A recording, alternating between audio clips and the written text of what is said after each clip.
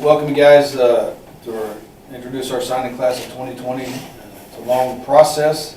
It takes the entire year. It's now a 12-month process as we go into recruiting. Have to thank some people first for helping us in this endeavor. First, the ag department. We use the classroom for our main meeting, beginning of each recruiting visit. Thunder Vision, which helped us with the scoreboard. That's Chance Hagen and Clint Chambers, and to Tyson Jex and Brent Seals, who did a lot of the graphics and things that you're seeing going on around here now. Feldman's Wrong Way Diner, Justin and Clayton, they helped cater our meals for our dinners. Aramark, we took our guys in the cafeteria. Michael Ives and his staff did a great job for us. We always introduce our players, incoming players or recruits, to as many people as we can. Helping with financial aid was Miss Joyce Stone, who did an outstanding job. Our housing representatives were Jeff Sulik and David Wilson. Our admissions, as always, Cedric Knowlton does a great job, but he had a lot of help this time from Lacey Taylor. And our professors that helped us in the Criminal Justice Department, Dr. Harry Houston and Dawn Marie Jordan. In our Strength and Exercise Science, Dr. Blake Price and Dr. Warner Strong. In our Biology Department, Dr. David Sissom. And in our Ag Department, Dr. Dan Posey and Dr. Lance Baker did a great job. Meeting with our incoming players and discussing the academics as well. We got 12 guys on the coaching staff that do a great job traveling around the state of Texas and wherever we need to go to secure a good class. JT Haddon, Joe Morris, Javon Harris, Rodney Freeman, Cooper Bassett, Jake Brown, Corey Crawford, Daniel Brown, Ryan Heaston, Grant Aschenbeck, and Trevor Skinnar. But more thanks to their wives and significant others who put up with us having to go on the road multiple times, be gone for 4 or 5 days at a time, and then deal with us during these recruiting visits when we're, instead of being at home with their own kids, they're trying to get our family straight here with West Texas football. Compliance Department, Paul Sweetgall and Jim Glovak for helping us out. Our girl in the ticket department who helped us get admission to the basketball games for our recruits, Brittany Gale. And finally, a lady who showed up this morning, didn't have to, Miss Debbie Carter. Got to thank her because she's the one that keeps this place rolling and keeps that whole athletic department on task. So about the class, as you can see, we got a breakdown. We got 4 quarterbacks, got a solid running back, and looking to get another one later on today or tomorrow. Got 4 receivers, 2 good tight ends we think are going to be able to help us immediately. Shaquille, being a junior college transfer, he's got the size, he's got all the tools that we need to be a two-way player. When I say that, he can help in the run game by blocking. He can also will line out wide and catch the football. We got 2 O-linemen that I think are very physical. We needed some defensive backs with some of the attrition we've had recently, and so we solidified that, our safety position. And we have 2 junior college players at corner, and then safety was already here, Satchel Escalante. Our linebacker position, losing Frank, and we lost James Barron. He's going to join the military this year. So we had to get some guys to come in and fill those spots, especially the outside backer, Austin Holt, as a junior college to transfer from Idaho at one time. To come in, and he's here this spring right now working with us. So we got big plans and big expectations for Austin as well. And then we had to get some D-linemen. We lost Jared Johnson last year, and lost a couple of other guys that Hugh Anthony that got hurt early.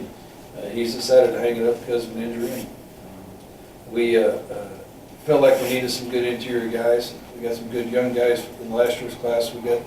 Really thought we shored up with 3 solid interior guys coming in this class. And yes, we got a kicker. We signed a kicker, Hunter Hill, out of Chattanooga, Tennessee. So hopefully that will help bring the competition at the kicking spot and get us better in that area as well. So if there's anybody in particular you'd like me to talk about, just ask. You went heavy on defensive backs, and you kind of touched on that. What was the prime focus in the defensive back department? Well, we're looking for safeties, number one. Bigger, more physical, hard-hitting safeties that had some range. I think we got some. I think if you look at Braden Hay, I think he's got the length that we need and his height. And you watch him on film, he's not scared to come up and hit anybody. And, he can run from number to number. Same with Preston. And I apologize right now, Preston Stasuski. I'll get that name down by the time you get here. But it's the same type of player. And when you watch these guys on film, you just see almost an attitude to come downhill and want to get involved in the run game, but yet smart enough to sit back and play the pass. And then we got some corners that we liked. We had two junior college guys, Ibrahim and Aubrey Booker Curran. They didn't even visit, but Coach Morris had a great relationship with those guys and developed it. I think he FaceTimed them as he walked around the campus and showed them the campus, and we're excited to get them here. And we know what they're capable of doing, seeing them on the field. Coach, you have about 4 or 5 guys, it looks like, from out of state. What makes WT such a appealing program, whether it's your coaching staff or the community that wants to make them draw out of Florida, out of California? Well, first I think it's the relationships that our coaches develop with the players. I think that's the number one key. That starts the process off. And then, you're sitting in one of the greatest, probably to me the best Division II stadium in the country, bar none. But once we get them on campus and show them facilities, we always talk about every school's got a library, every school's got a cafeteria, everybody's got a stadium. It's the people within those areas that make this place special. And I think they come here, when they visit, they see that. So it starts with the coaches, and then once we get them on campus, I think it just evolves into where they fall in love with this place. What you said off the record before we started, quality over quantity, small class. This group mixed with the guys that survived your boot camp last year. I don't know how many stuck around that were red-shirted or went through all the misery to get to year 2. How do they mix together, and did enough guys survive that first year of not playing? Well, last year I think we had signed 57. I think this year we got a total of 30 and only 25 or 26 high school guys. We literally lost probably 7 to 9 of those guys from last year for whatever reason. And so the guys that are here are hungry, and I got to give them credit. Those guys were challenged in this recruiting process. Our very first meeting for the 2020 team was, we're going to go out and we're going to recruit. We're going to recruit better players that are sitting in this meeting right now, because you guys were 8-3 with you. Our goal is to win 11 games, to go to the playoffs and compete for a national championship. And the 8 games just didn't cut it. So I challenged them in that respect and said, we're going to go get better players that come in and bring some competition in this place. And you can either rise to the competition and get better, or you're going to get passed by. And they accepted that challenge, and they actually did a lot of help with hosting our players, hosting these recruits, and getting them here by selling the vision that we as coaches sell. Part of our recruiting visit is them to sit there with the players and no coaches, and the parents and the players ask questions. And the comments I got from the parents and the players were, your players are saying the same thing your coaches are. Y'all are all on the same page, and I think that makes a huge difference in the direction we're headed and where we're going. So I think they've meshed well. I mean, it's an interview process for our players that are hosting and the new players that are coming in. And we tell them, this place has got to be a fit for you. And those 30 guys on that list right there are guys that see the vision, love what we're doing. No, it's not going to be easy. No, we're going to push them to be the best they can be, and we'll see where we end up. Coach, were there any players, I know this might always be the case, but were there any maybe 1 or 2 players that you were really shocked that chose you guys, or that you guys were really hoping for as like a wish list? Well, we had That some you got. scares. We had some scares last night. Corian Bailey was, all of a sudden New Mexico came in, I believe it was them, and started flirting with him, but Corian stood his ground, and he really liked what was going on here. And I'll talk about him real quick, because I think he's a dynamic athlete. I think he's a young man that, he can come in and he's going to push Nick Gerber right away. And I say that because he has a maturity about him that you don't see a lot in a youngster. I think he's just got a special leadership capability. People want to follow him, and on top of that, he's a heck of an athlete. He can run the ball, he can throw the ball. he brings excitement when he plays. So, and I told Nick that. I said, we got one, bud. I said, we got one coming. You know, he wants your job. And Nick's being Nick. He's like, oh, I want that challenge. It's going to make me better, make this team better. Let's go. So he's probably the one that the biggest scare we had. Caleb Thigpen at the receiver position. He was going back and forth, and, looking at another Division I school came in on him,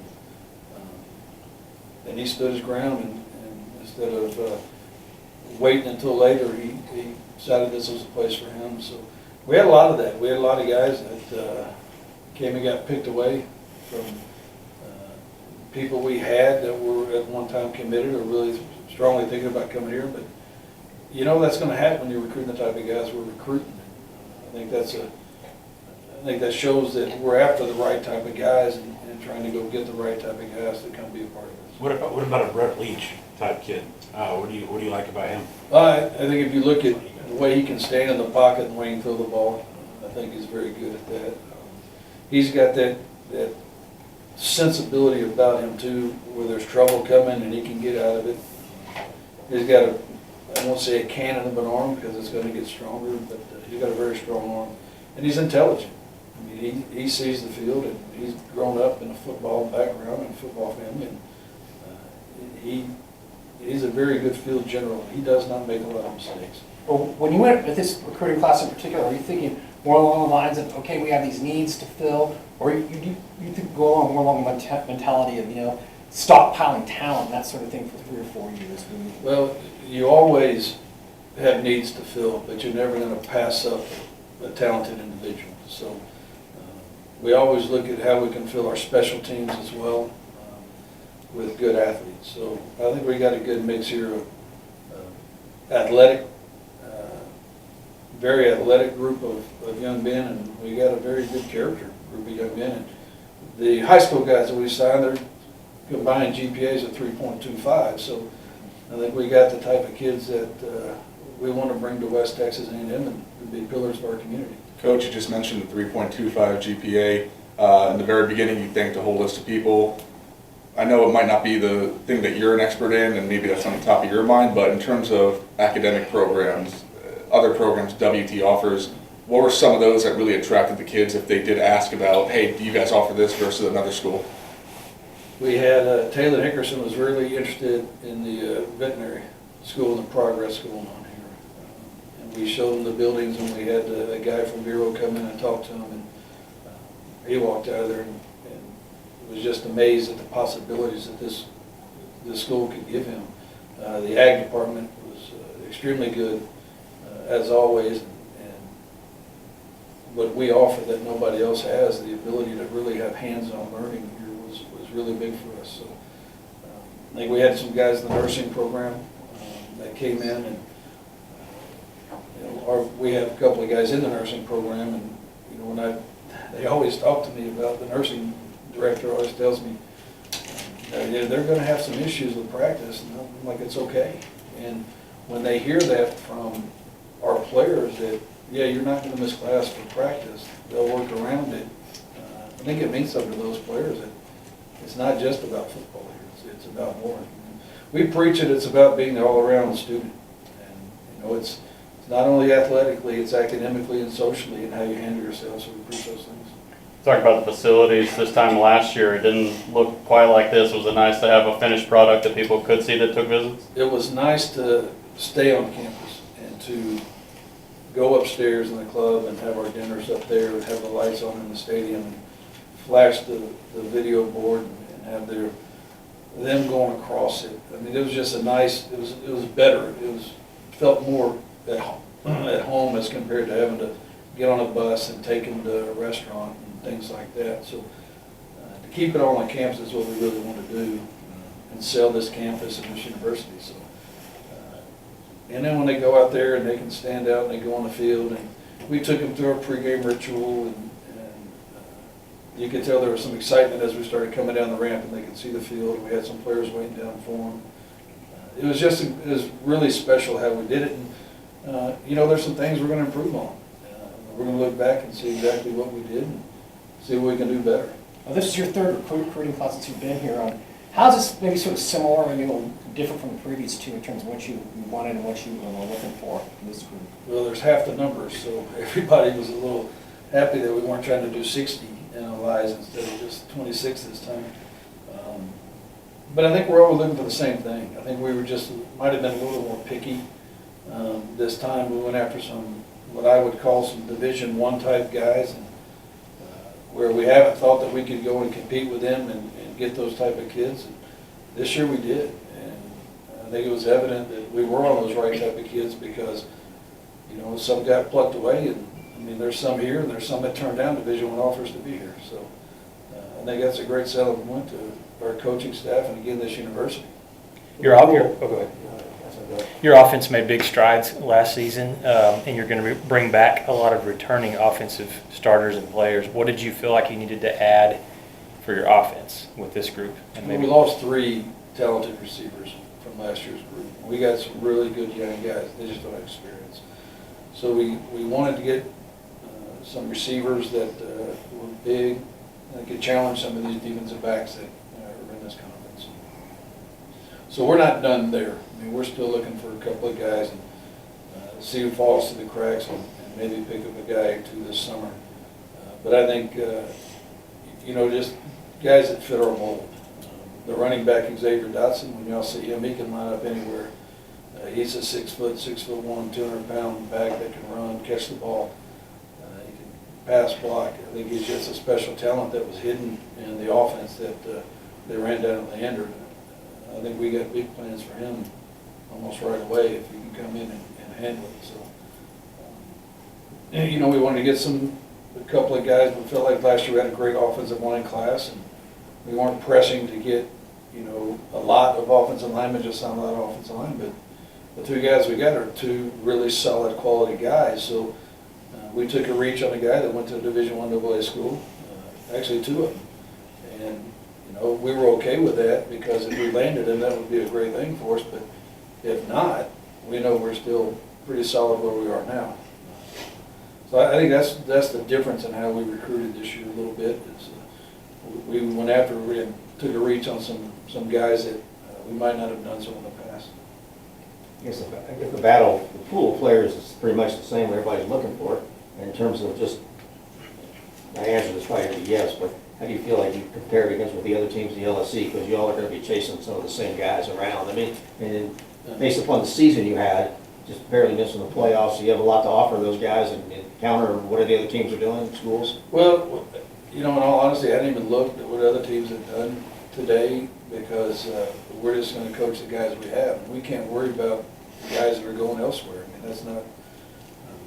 Do I think we did well? I'd have to look and see. I do like this class a lot. I like what they bring to West Texas, and you know, I really think that's all that matters. And there's not a coach sitting in this chair right here all day long that's going to say, "Man, I really don't know about this class. I don't know," but I really like this group. I think we went out and did our research and got the right type of guys for our program, and so I'm really excited about seeing them come in and blend in with, you know, last year's group that were that way too, in my opinion. And the older guys that have been here since we got here day one and been through some hard times of changing the culture here.